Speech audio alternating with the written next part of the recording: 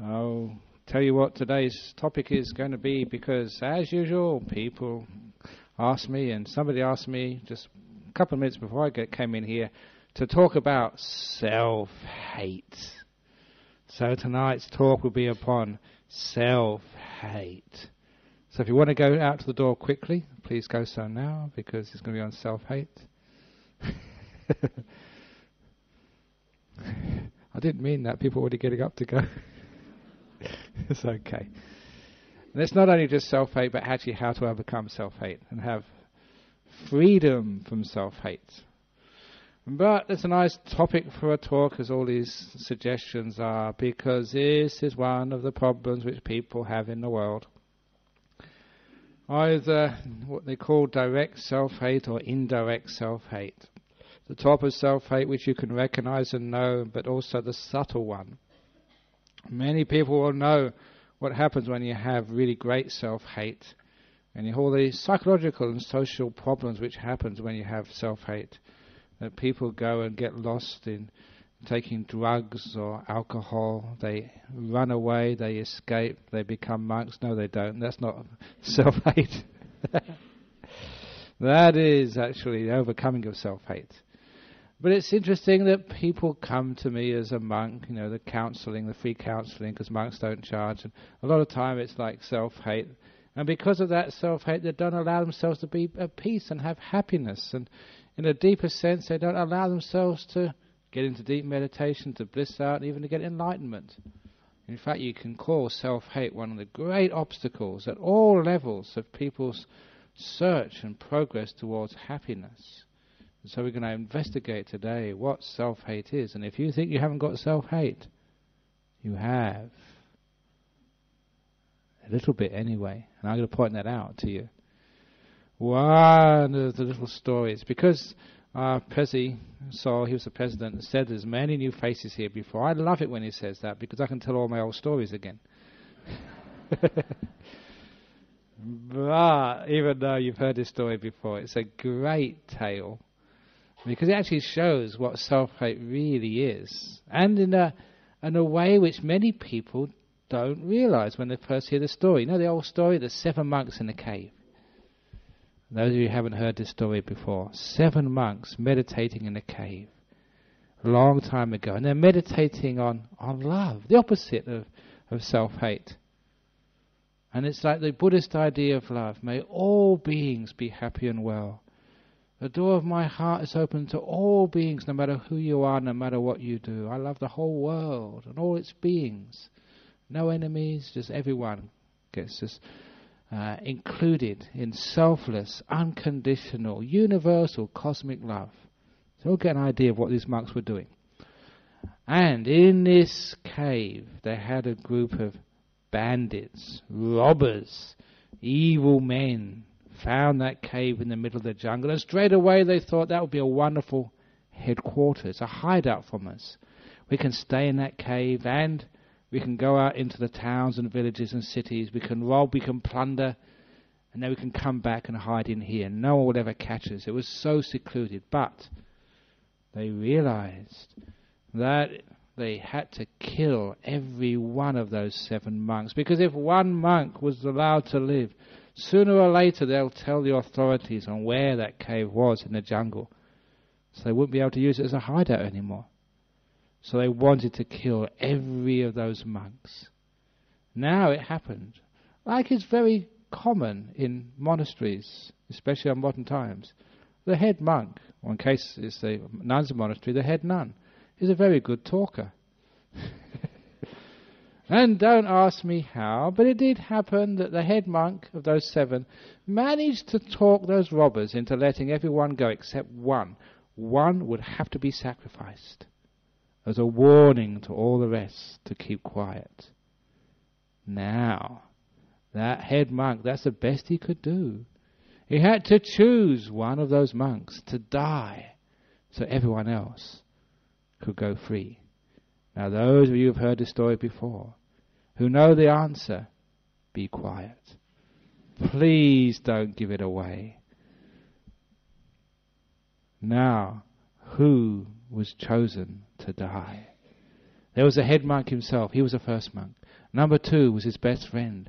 Number 3 was his brother. Number 4 was his enemy. They never got on together. Number 5 was a very old monk. He was so old in years, he could die any day anyway. So what was the point? The next monk was a very sickly monk. He was always going to the doctor.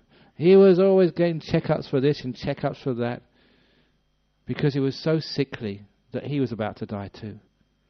And the last of the monks, in this group of 7 monks, and there's always one of these monks in every monastery, he was the useless monk. When it came to doing any of the chanting as the monks do, he couldn't remember any chants. When it came to meditation, he was the one who would snore. When it came to taking his food, he'd sort of dribble, he'd be fat and all sorts of stuff. He was a useless monk. Now, I'll go through those groups of monks again, because I'm going to ask you, who was chosen to die? 7 monks, the head monk, his best friend, his brother, his enemy. Never liked him anyway. The next monk was a very old monk who could die any time. So, why not now? Sick monk also could die as well. Do you think they would put him out of his misery? What about the useless monk? Can put him out of everyone else's misery. Which monk did he choose to die? Now, those who have heard this story before, please be quiet. Those who haven't heard this story, any suggestions? Himself. Thank you so much for making my evening, because you're wrong. People always say himself, and if you didn't say that, the whole reason for telling this story would not actually be fulfilled. Especially because I'm talking about self-hate tonight. That is the wrong answer, but that is the answer which comes to everybody's mind first when they first hear this story. They think he sacrificed himself. It seems to be so obvious, but that is wrong. Now, to stop wasting time, I usually ask people, who else do you think they sacrificed? And some people say the sick monk, some people say the old monk, some people even suggest the useless monk. Oh, just people are so cruel and uncharitable. Because the right answer was that he couldn't choose. Can't choose. Because remember, I started saying that this was unconditional love these monks were practicing. And the head monk was supposed to be the expert on this. So unconditional love means you cannot choose between yourself and another. His love for his brother was exactly the same as his love for his best friend, no more, no less, which was exactly the same, no more, no less, than his love for his enemy, or the old monk or the sick monk. He couldn't distinguish between them in terms of his love. They all had their place in his heart, without any preference for one for the other. Even the useless monk was loved equally, even with the best monks. And most of all, his love for himself was no more and no less than his love for all other beings. And that's a powerful little story there, because why is it that we say he sacrificed himself? Self-hate, that's why. Strange, isn't it? That we always think that's what he did. And when you look at it, I mention this also because in Christianity as well, exactly the same. Jesus said to love your neighbour as yourself. Not more, not less, as. Which means to love yourself as your neighbour. No more, no less. So why is it that as human beings that we will be prepared to give our life first? And the reason is because we don't treat ourselves the way we treat others. We can love another person, we find it hard to love ourselves. Sometimes it's our society does this. The society of martyrs. Martyring yourself because you will take the punishment, thinking that way other people can be happy. And when everyone takes that martyrdom, no one is happy. We're always giving up our happiness for someone else. And when everyone else does it, that no one is happy in this world. We're all sacrificing for something else, for somebody else. Now, here, we're looking that there's something very deep in there. It is called self-hate. We don't want ourselves to be treated like other people. You can forgive others. You can let go of other people's fault. You can understand them, when they make a mistake. But can you understand yourself when you make a mistake? Can you also be forgiving to yourself when you make a mistake? Here comes today's joke. I always like to to split the sort of the serious stuff with a little bit of a joke, just so, varieties of, was it sweet and sour? That's my talks. Now, a boy came home from school, and he told his father, he said, "Father, I had a great day at school today. The teacher asked a question, and I was the only child in the whole class who knew the answer." And the father was quite surprised, because usually he was a scallywag. He always comes bottom of the class, always getting into trouble. And so the father said, "What, really? The teacher asked a question, you were the only one with the right answer?" He said, "Yes." And because, your parents, you should encourage your children. So the parent took $10 out of his wallet. "Here you are, son. Well done." And of course the child smiled and took the $10. And as he was heading for the door, the father said, "Well, what was the question anyway?" "Oh, the question was, who broke the school window?" I was the only one who knew the right answer.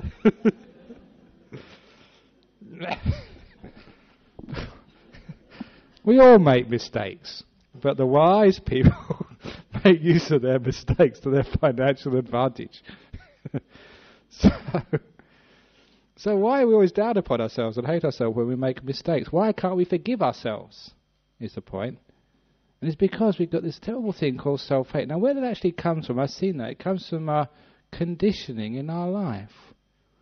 Because we're trying to encourage ourselves, to grow in the world, to be good people, to be successful, that whenever we make a mistake, we're almost taught to hate that mistake, thinking that when we hate mistakes, when we hate the faults, when we really find out what's wrong in ourselves and in the world, and we fix that up, we'll have a better world, we'll have a better me as well. It's called sort of that competition growth, which is why that we have these school systems where we're always pushed to somehow succeed. And what really is that success anyway? Okay, you may come top of the class, but you get put in a bigger class, and you have to sort of compete with other people. And then you go into university, you've got to compete there, and then there's always competition. And are you ever good enough? In our school system. Even if you get the very, very, very best marks, there's always someone else who gets a better mark than you. And this is one of our problems there. We're almost encouraged and taught in our life to compare ourselves with other people. There is our problem. As a girl, you've got to compare yourself to those beautiful pictures in the glossy magazines. And you should all know, those glossy magazines, they are all digitally enhanced.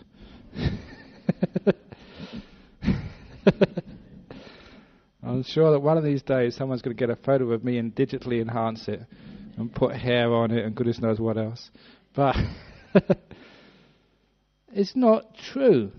We're comparing ourselves to something which does not exist. It's the same with you're a boy and you want to sort of compare yourself to being cool or whatever. You're comparing yourself to something which isn't true, which isn't real. And when we don't live up to that fantasy, that's when we get self-hate.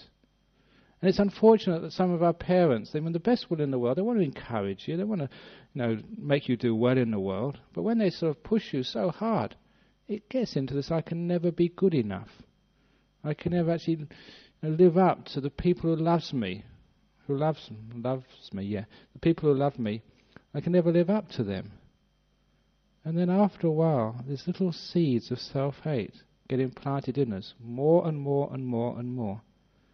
If that gets really, really gross and great, then we have to run away from ourselves into drink, alcohol, all sorts of abuse, and also a lot of psychological self-abuse as well, all coming from this self-hate business. And it's fascinating just how people can't accept themselves as they are. I remember one of the stories, a very lovely little story. In here, when we first came here, there was a lady who, she was dying of, I think, a cancer or something. And I was just counselling her, being a friend at the very end.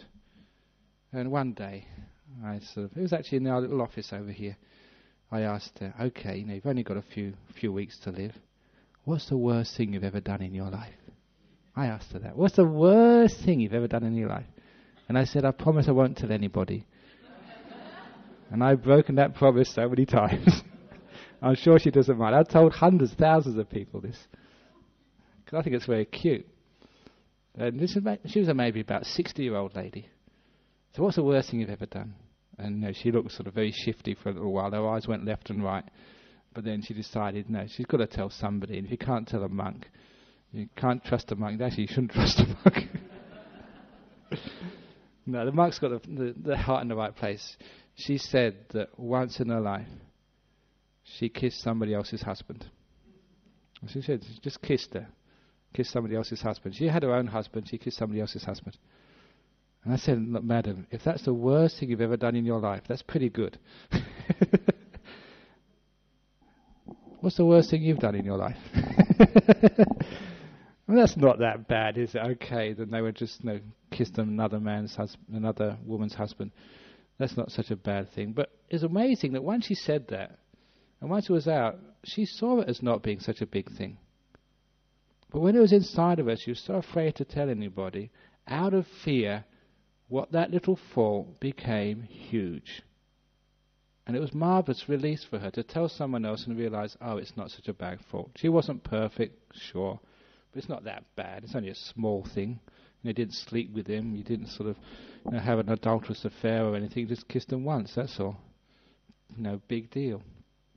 So, when we actually look at it that way, she felt so much better because that was something which was causing her self-hate. She never felt good about herself. She felt guilty. I don't know, that may have been one of the causes of the cancer. I'm not sure. Quite likely, because this is what happens when we have self-hate. That just our whole body system, our mind system, starts to go wrong. You don't say it's a good thing to do to go around kissing other people's husbands, but we make mistakes in life. We do things wrong. But what we say with love, with lack of self-hate, is we accept those mistakes, we forgive those mistakes, we learn from those mistakes. So I said before, the old AFL code. Accept, forgive, learn. We accept it, we acknowledge, okay, I did that, we forgive it. And the forgiving means we don't have self-hate. We don't want to punish ourselves. Unfortunately, again, our society, when we make a mistake, we ask for punishment.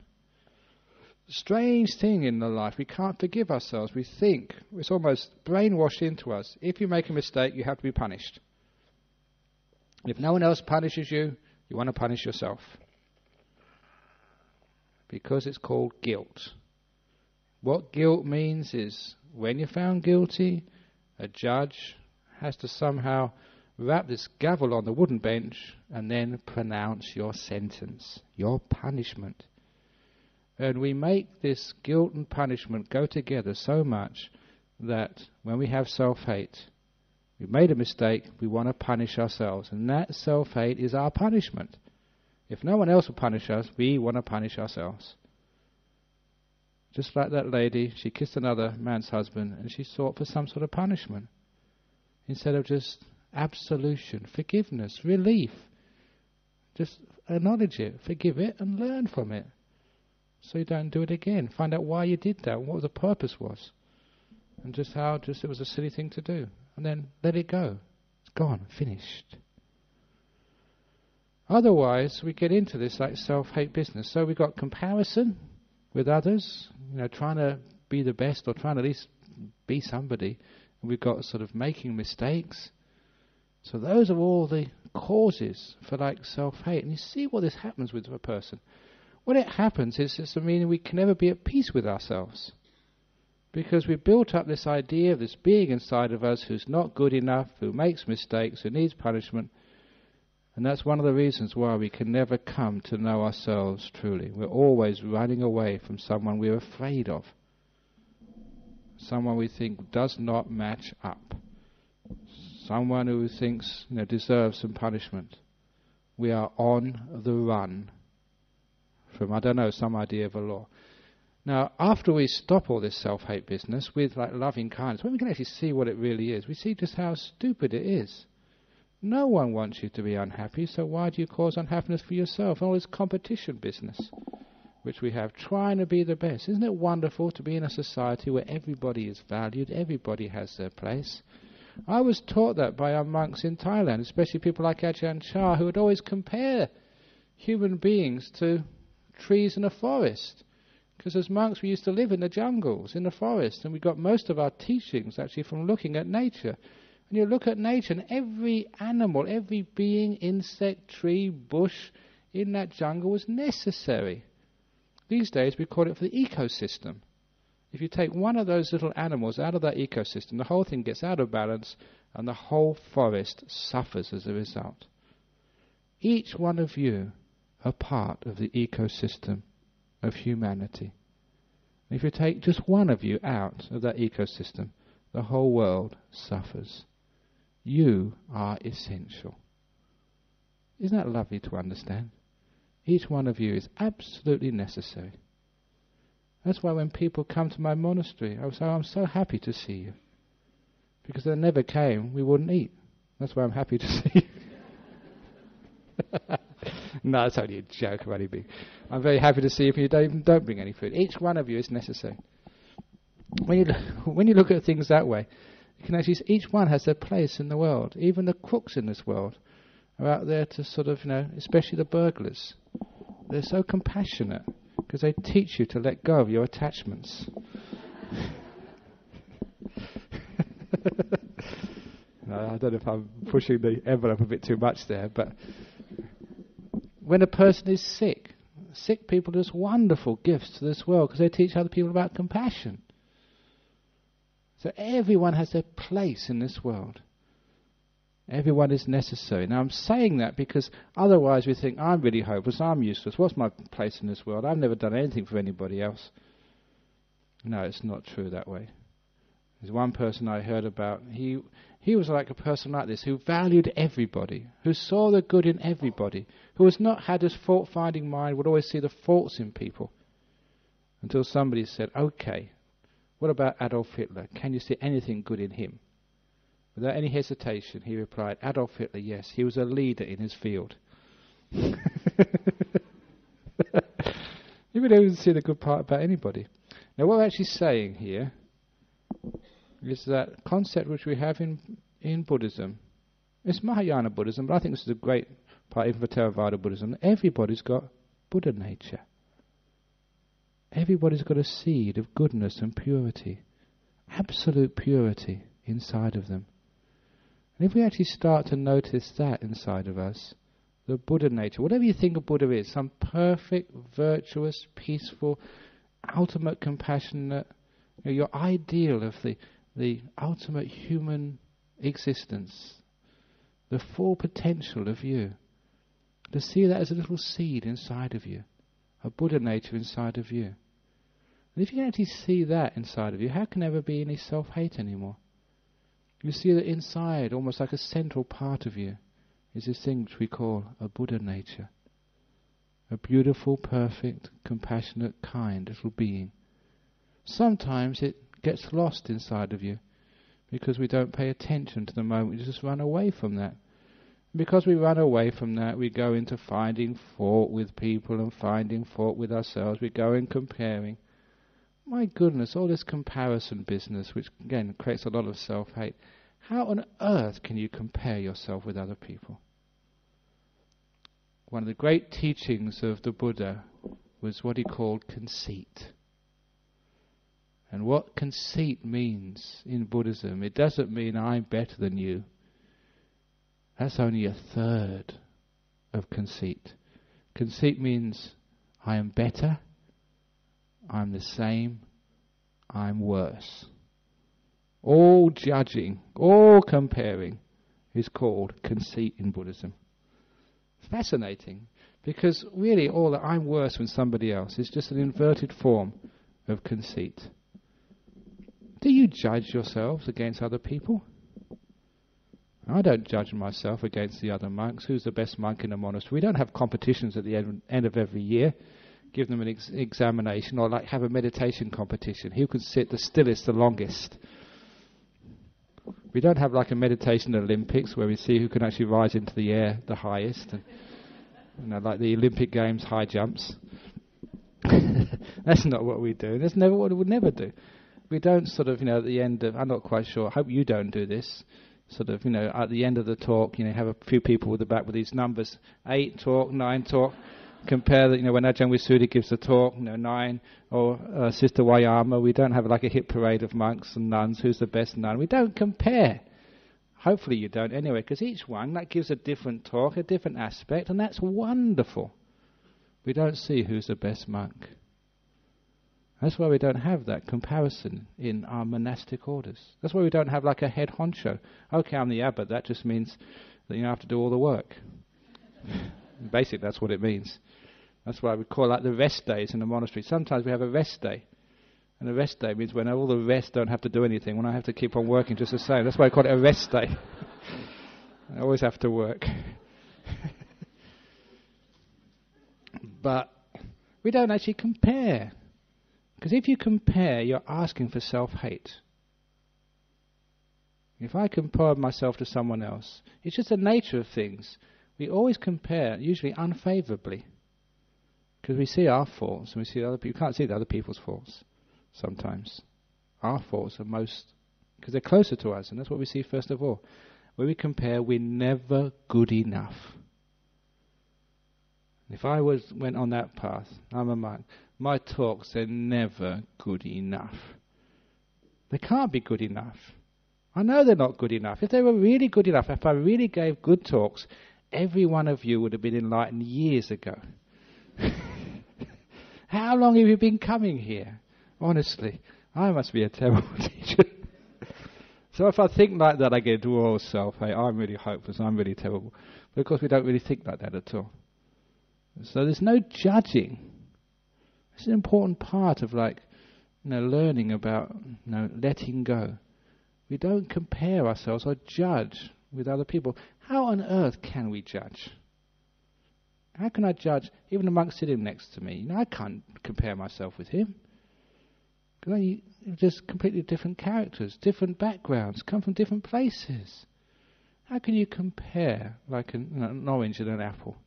They're just different fruits. And each one of you, a different tree in the forest. And all those different trees, the big ones, the small ones, the ones leaning to the left, leaning to the right, even the dead trees. When I first went to those forests, you wanted to cut down the dead trees to make the forest, get rid of all the dead wood. Until somebody told me, those dead trees in the forest are very important. That's where the birds nest. They're very important for a place where because they have the hollows in the trees. Usually the white ants eat out the scent of the jarrah trees, and that gives a nice little nest for the birds. It's just a very, very well balanced ecosystem. So everything is necessary in a forest. Even the dead trees, even the little white ants, everything has its place. How can you judge one tree from another, even a dead tree from a live tree? How can you judge, the beautiful kookaburras or the crows? They're both necessary there. So we tend not to judge. When we don't judge, we don't compare, and everybody's got their place. When everyone's got their place, where can there be self-hate? Instead, there's this love. The love means everyone has their place. The door of my heart's open to you. Thank you for being here. It's gratitude for the people we know in our life. It's gratitude for ourselves as well. And when we do make a fool of ourselves, we do make a mistake. Isn't that charming?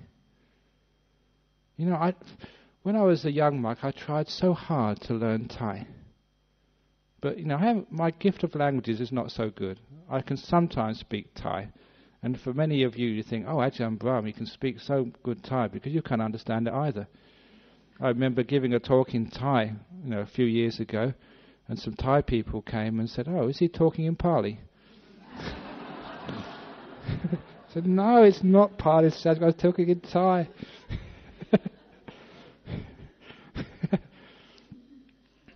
But they told me, there's a few Thai people here, they told me, they say, we're glad you don't speak good Thai, because it's like charming when you make silly mistakes, it's good fun. And they told me that because there's a few of the other monks could speak perfect Thai. And they said they don't like listening to him because they can hear Thai from a Thai person, not like a Western monk. But when they hear a Western monk, garble it up and say the wrong words and say sometimes you're supposed to be saying a good word, but it turns out to be a rude word, they think it's so funny. So I said, don't learn Thai too much. What you know now is good enough, because it's like lovable, it's like charming. So you don't have to be perfect to be charming, to be lovable. And that takes a lot of pressure off you. Now, you can see that when you're human, people can relate to you. When you make mistakes, you're the same as me. And when you're the same as me, you become lovable, you become acceptable, you become reassuring. We don't all have to be absolutely perfect in this world. This whole idea of perfection and why we judge. I don't know if I told this story a lot. I used to tell this story on retreats. It's a very lovely little story about the Japanese garden. Many of you may have been to Japan. You know they're famous for their gardens. They have these amazing gardens, and actually people go from all over the world to see these Japanese gardens, and sometimes we try and make these Japanese gardens here in Australia. But this one amazing Japanese garden was one of the most famous in the whole of the country. And this old meditation monk wanted to find out why, what the secret of this monk was. So he arrived in this garden very early in the morning, this old meditation monk. He snuck in before opening hours and hid behind a bush. He wanted to find out the secret. And hiding behind the bush, after a while, just after dawn, the gardening monk came out. He came out carrying 2 big wicker baskets. Now this garden had a big plum tree in the center, and it had rocks and gravel and moss. And he came out with those 2 baskets, and he spent about 3 hours picking up every leaf and twig which had fallen the night before. He wouldn't just sort of gather them up and throw them in the baskets. He would look at it first of all. He'd examine it. And if he thought it was useful, he put it in the good basket. If he thought it was a rubbish leaf or twig, he put it in the rubbish basket. He'd select every leaf and twig like that. That's why it took about 3 hours. And then he'd go behind the temple, throw the rubbish leaves and twigs on the compost pile. And then he would pause for tea and a little bit of meditation to prepare himself for the most important part of his gardening. After drinking tea, meditating and composing his mind, he'd go out with a good basket and he'd put every leaf just in the right place. Sometimes he'd put it down, he'd stand back and it wasn't quite right. He'd just turn it just a few degrees and then he'd smile. That was right. And it took another 3 hours to place every leaf and twig just in the right position. He was one of these artists.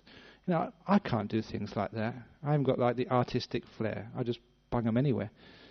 But there are some people in this world who, whether it's painting or sculpture or whatever, they've got this sense of colour and sort of texture and how the whole thing relates to one another. So when he'd finished, that garden was spectacular. Now all the leaves, the way the colours and the shapes interplayed with themselves, it was a work of art. And that's why that people came from all over the country to admire his garden. And when he'd finished, after this 6 or 7 hours of just hard work, that's when the old meditation monk came out from the bush. And he came out to that monk and said, I've come to congratulate you. I've been watching all this time. I'm just watching you from the early morning, just your attention to detail, your patience, Your hard work is exemplary. I've never seen anything like this, said the old monk. Your garden's almost perfect. At that word, almost. Almost perfect. All the colour drained from the monk's face. He went white. His back went up. What do you mean? He stuttered. Almost perfect. And then he went down on the floor as you do in Buddhism. You bow to the old monk and said, "Oh, Master, you've been sent by the Buddha himself out of compassion to teach me how to make my garden even more perfect. Oh, please, out of compassion, tell me your secret. How can I make my garden more perfect?" And the old monk looked at him and said, "Do you really want to know?" "Oh, yes, please, don't withhold your wisdom from me. Share it, oh compassionate, oh great one," he said. I'm making this up as I go along, as I usually do. I really spoil the atmosphere, don't I? Never mind. So the young monk begged the old master to teach him how to make his garden really perfect. You know what he did? He went to the center of the garden and he put his old but strong arms around that plum tree and he shook the hell out of it. Twigs and leaves went all over the place. The young monk was horrified. His morning's work was ruined. Rubbish old twigs and dirty old leaves went all over his beautiful garden. And when he was about to kill that old monk, the old monk just looked at him and said, "Now that's perfect." And that's the moral of that story. You can't make it perfect by putting every leaf here and twig there, but isn't that what you do to yourself? Try and make yourself just perfect. When you go out at night, every hair has to be in the right place. I don't have that trouble. Every little pimple has to be put this cream on so it doesn't sort of come out. Every little crease has to be Botoxed out. Be yourself, be natural. Because that's what a beautiful garden is. It's not like a plastic perfect garden. In the most beautiful parts of nature, nature is all over the place. The leaves and twigs are where the water is supposed to run. The rocks are all sort of worn this way and that way. The water never goes in a straight line. It goes left and right over the rocks, underneath, it eddies around. That's beautiful. Just the chaos of nature. That's what makes nature beautiful. The chaos of human beings. Some good, not so good. Some perfect. Not really perfect, but just close. That's the beauty of human beings. So why compare ourselves? Everyone has got their place. And that's what loving kindness means. Saying the door of my heart's open to you. Leaf and twigs, no matter how you fall in that garden. And then you're actually seeing the perfection. It's not the world out there, it's what you add to it makes it perfect. Self-hate. It's not that you are worthy of hate. It's just what you add to yourself. That's the only problem. So we stop comparing ourselves. We start to accept ourselves as we are. And even when we make mistakes, we can forgive those mistakes. That's what forgiveness is. Just allowing the trees to bend in the forest. You don't go around and say, "You stupid tree. Why are you bending that way? You stupid plant. Why did you die?" Plants do die. And new ones get born. Just like that. Just get a forest. That's what a forest is.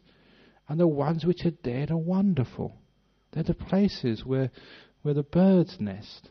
So when we have death in our family or in our community, that's wonderful. That's a place where compassion and understanding can nest. Where we can understand the beauty of death. Why do we hate death? Nothing wrong with death. Just death needs a PR job, that's all. A public relations job. All right, I just reading this little book I've just been written. I got this new idea. I've told this before, but it's a great little story. New idea of like the crematoriums in Perth. You've all been to a crematorium in Perth.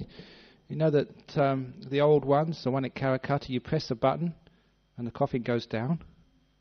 I've done so many funerals, and the problem is that when you press that button, I really get everybody nice and peaceful, talk, nice things, even actually tell jokes sometimes at funerals. But when I press that button, and it goes down. If people are going to cry, that's when the waterworks start. When you press that button. And it took me a while to understand why. It's because, like, even though it's supposed to replicate like a burial in a crematorium, because you go down. What does that mean in our culture? Going down. Where do we go down to?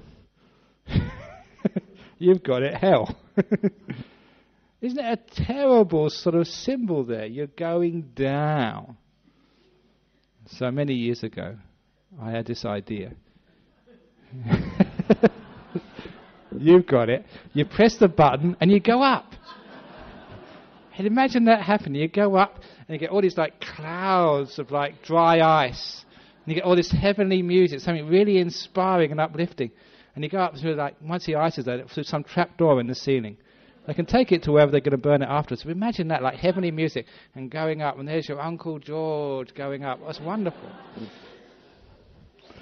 So that was my suggestion for funerals. But then somebody said that Ajahn Brahm, that would take away from the integrity of funerals, because there are some people they know would never go up there. So not being one to be sort of dissuaded, I refined the concept. This is what we do with like inventions. You've got to take the original concept, refine it, and have 3 buttons.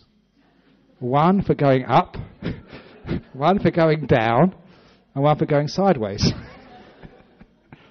And to make the funerals really interesting, we could take a vote on which button to press. Now imagine first of all, people would really want to go to the funerals. First of all, to find out which, and also have their vote. So you could actually take a vote whether you should press the down button or the sideways or the up button. They're just having a bit of fun with death, that's all. We want to have fun with death. So the point is that's why we got such self-hate and such life-hate. We hate that part of life called death. We don't understand what this self really is that we're hating. Because we hate the self, we run away from it all our lives. We never face up to it. Who we are. Always running away. What are you running away from? And sometimes people say as monks we're running away, but my goodness, we're the ones who stay still and don't run at all. When you were meditating earlier on, why couldn't you stay still? Because you were running away from you. That's who you're running away from. Why do people go and get drunk, go and watch movies, go and just take drugs? They're running away from themselves. Because they're not quite sure who they are. And they're a bit scared of who they are. Especially when they've been told off so many times in their life. As if we actually think that we're not really perfect. We're not good enough. We've got faults. We feel guilty. We don't want to face ourselves. Fascinating when we meditate. It is the self-hate which stops us going deep in meditation. If we had like self-love, we allow ourselves to be. We wouldn't even actually put any demands on our meditation. Doesn't matter if you want to fall asleep, that's all right. What is wrong with falling asleep in meditation? It's not against the precepts. Don't do anything wrong. We won't allow ourselves to do that, will we? Sometimes we're so uptight about what other people might think of us. If you snore when Ajahn Brahm's giving the talk. Sometimes that's why even people get really bored and they like to leave, go through the door. They can't stand the talk, but they won't go because they're afraid what other people think of you. How much of our life do we torture ourselves because we worry what other people think of us? You know that old story? When you're in your 20s, well, even before then, in your teens, you're really concerned what other people think of you.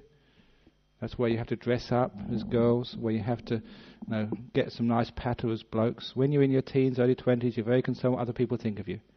When you get to about 40, you get self-confidence. You can't give a damn what other people think of you. And in your 40s, you don't care what other people think of you. And when you're finally 60, you finally realize that people weren't thinking about you anyway. Which is true, they're thinking about themselves most of the time. So why what other people think of you. Remember, that's a very good saying. When you're in your teens, you worry what other people think of you. In your 40s, you can't give a damn what other people think of you. In your 60s, you realise they weren't thinking about you anyway. It's a good one to remember. But now what we're doing here is that self-hate. They're not thinking about you. So why are you hating yourself? You're hating yourself because you think other people hate you. You're comparing yourself. You think you're not good enough. You are good enough. You've got Buddha nature inside. You're an important human being. You've all got your place in this cosmos, just like in the forest. You can accept yourself, be at peace with yourself. And if you're at peace with yourself and accept yourself, you let go. You're not trying to live up to something. You're not trying to get the top marks in your meditation. You're not trying to be the super monk. My goodness, I've seen monks try that. Try to be the super monk. Try to be the super nun. Try and be the super president.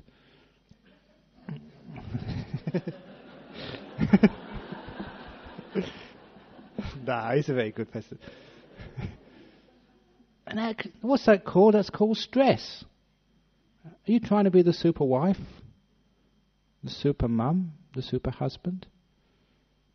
If you try that, you will not live up to your potential. You're trying too hard. It's called stress. You get pain. You get sick. You die. Self-hate kills you. Instead of having self-hate, have self-love. It's the opposite. The door of my heart's open to me. Treat yourself just as you would treat other people. No more, no less. So you're kind to others, be kind to yourself. When you're kind to yourself, even if you're meditating, you fall asleep, that's okay. It's allowable. Because you know why you fall asleep? You know what the cause of falling asleep is? Because you're tired. Obvious, isn't it? You know, when I was a young monk, first year as a monk, I used to get very tired. I had no energy. And I wondered what was going on. And I asked one of these monks, he said, because you're not eating enough, that's why. Eat some more rice. An obvious solution, but I thought, I'm a monk, I'm not supposed to eat very much. And because I had self-hate, I thought, I've got to be a tough monk. I've got to be just number one monk in the monastery. And so you'd be up there sort of, looking at everybody else's bowl and making sure you finish first. And I find out the only way you can finish first is to eat faster. But just because you eat faster doesn't mean, because you finish first, doesn't mean you eat less. So there's lots of little things which we have, and you can actually see that happening in your life, competing. Even in a monastery, people compete to be the best, and they just create problems for themselves. In life, you compete to be the best, and that's a problem. I think it would be wonderful in schools if we had less competition and more cooperation. Instead of always thinking you've got to get the top marks to be loved in the world. You've always got to be most successful in your business.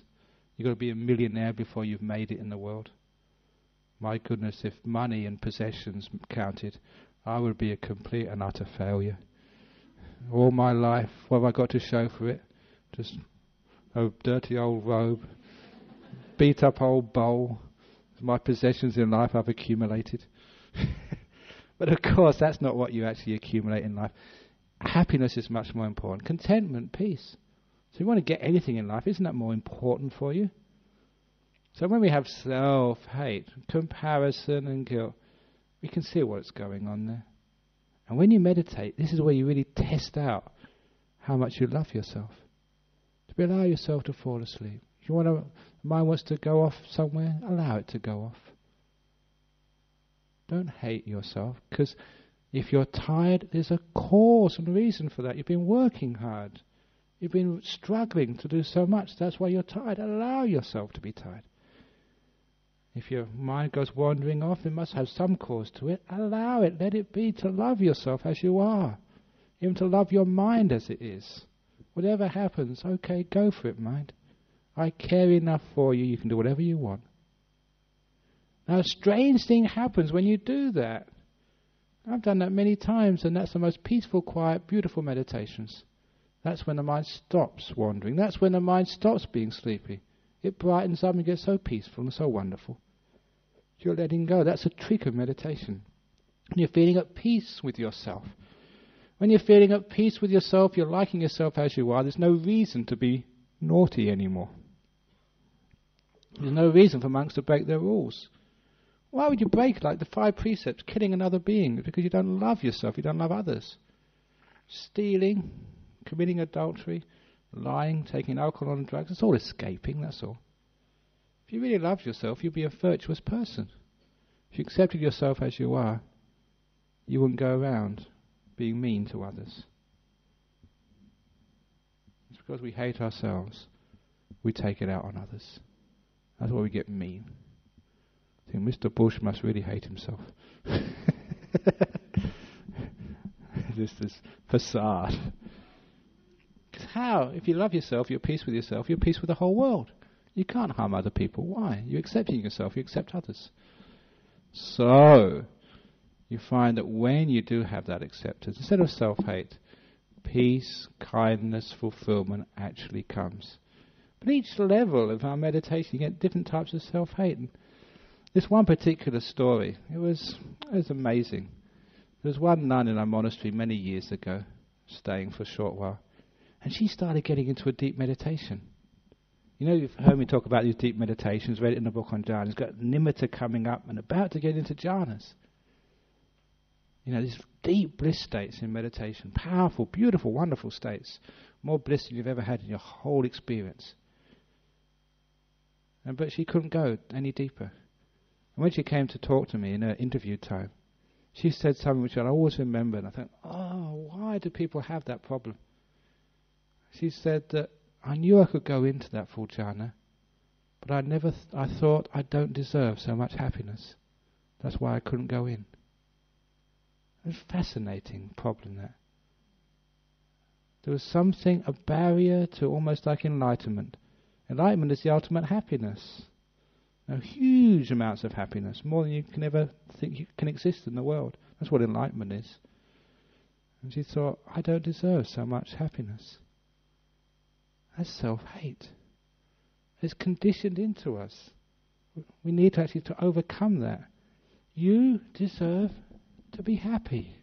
You've got Buddha nature inside of you. You're a human being who should take away all the barriers to inner happiness. And that's the big barrier, self-hate. I'm not good enough. I don't deserve this. So it's my job to condition each one of you, as I was conditioned myself. You deserve happiness. You deserve all the bliss in the world. When you actually take that barrier of self-hate, think I don't deserve it. Maybe that's most monks and nuns, yeah, because they're good people, they're goody-goodies, they never do the rotten things which we do. That's not true. Everyone deserves that happiness. Everyone deserves to bliss out. Have you ever noticed that sometimes in your life happiness comes? You think, this is not good. There's something wrong with this. I don't deserve this. Something must be terrible. Even these days, even some Buddhists, they spoil it all by saying, oh, if you get happy, you'll get attached to it. Oh, if you really bliss out, be careful, you never get to enlightenment that way. Just spoiling it all. You get so close, and that little bit of self-hate spoils it all. So instead of having self-hate, we have that self-love, which is our opening the doors to happiness and bliss in your life. If you have that, forgive all your faults in the past. The whole past is gone. You deserve to be forgiven. Because you've got Buddha nature inside of you, that you are the most perfect, beautiful, wonderful being inside there. Therefore, you deserve to be forgiven. Any fault. If you've kissed somebody else's husband, yeah, okay. If you've done even worse than that, you deserve to be forgiven. In the time of the Buddha, there's a serial murderer, Angulimala, killed 999 beings. He was about to kill the Buddha. But the Buddha forgave him. And he became fully enlightened, just like that. And there were prostitutes, terrible people. They're not terrible people, but he forgave them, didn't judge them at all. And they became the most amazing great nuns. Beautiful, wonderful, compassionate, enlightened beings. The point was, you don't have to be perfect to be enlightened. Street sweepers, people with hardly any education, poor people, kings, didn't really matter. Anyone could become enlightened. Isn't that wonderful to understand? Don't have to be healthy, don't have to have a degree, don't have to be a man or woman or be born in India or whatever. Anyone. Because each one of you is welcome in enlightenment.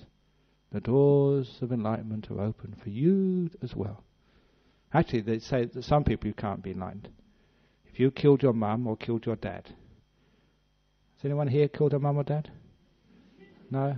Okay, so you could all become enlightened. You're all welcome in. Now, what that means is that you have the inner ability there. You have the possibility. So why have that self-hate? We can forgive. We can let go of it. Forgiving is letting go of the past.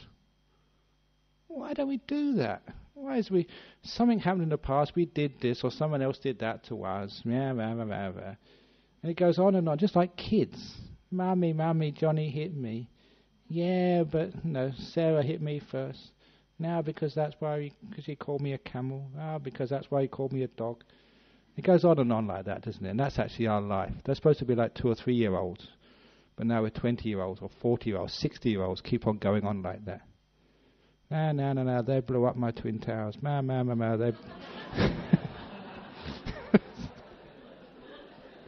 I'm going to get in trouble. I'm going to get in trouble one day.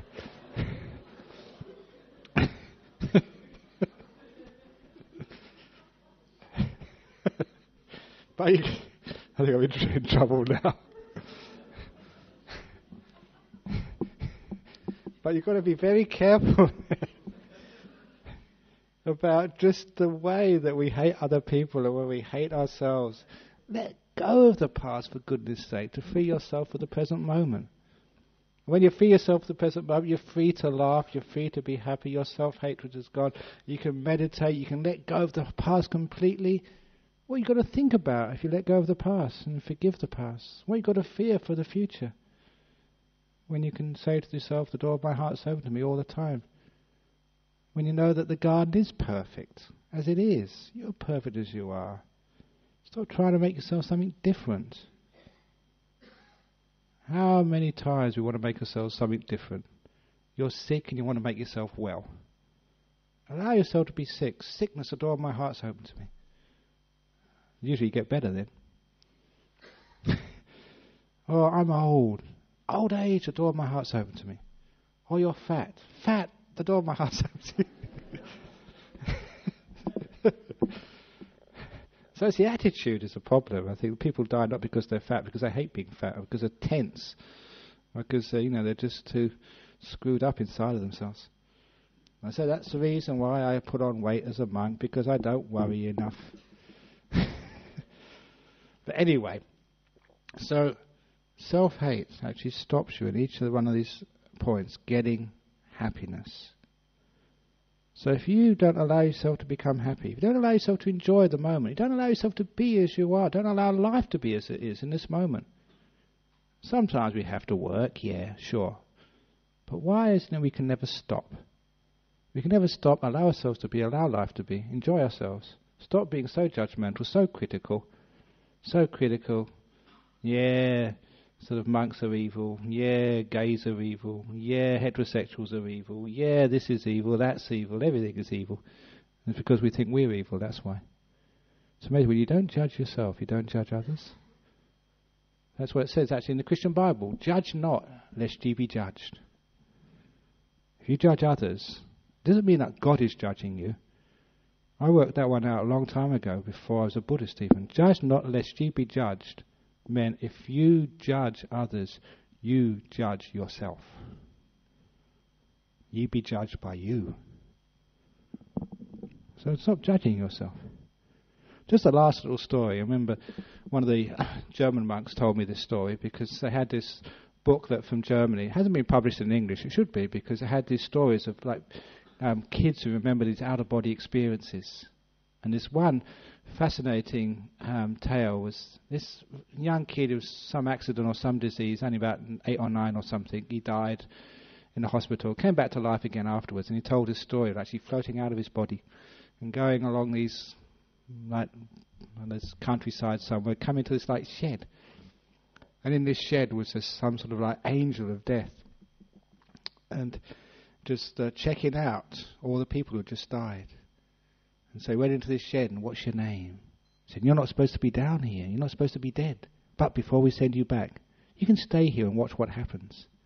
The next person to come in was a German farmer. He just died. And this little boy recounted this. And the man sort of looked in the book, what's your name? Oh yeah, we got you down here. And he said, have you ever killed anybody? Killed anything? He said, oh, maybe only one or two little things. And the angel turned around to this boy, see, even when he's dead, he lies. He kills so many sheep and cows, and he only says one or two. And then, as they were talking like this other person just went right past the shed, and went way up into the sky. The little boy said, why aren't you asking him to what he does?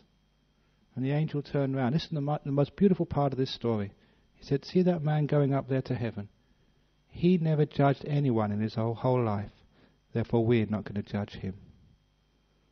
I always liked that little story. And when this little boy came back to life again, this is how he explained his experience, his out-of-body experience. A person going up to ultimate happiness, we're not going to judge him because he never judged anybody. You judge yourself at death. That person reading the book is you, no one else. You can't lie to yourself. You might try, but you won't be able to. So when we don't judge, then we don't have self-hate. You have self-love. The door of my heart's open to you, no matter who you are. The door of my heart's open to me. We don't have self-hate. What more do you want in life? You have all the riches in the world when you don't hate yourself, because you're at peace. Okay, that's the talk this evening. Hope you liked it on self-hate and its opposite.